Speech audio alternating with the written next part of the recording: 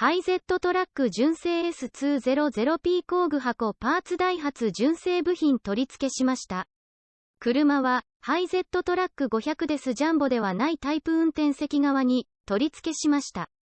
以前からバッテリーの間が寂しかったので取り付けしました。寸法的に超ギリギリでしたのでなんとかいけました。煽りも下げた時に問題なく当たりませんでしたのでラッキーでした。専用取り付け金具が微妙でしたが、そもそも違うので仕方ないですが総合的には良かったです。詳細は説明文中のリンクから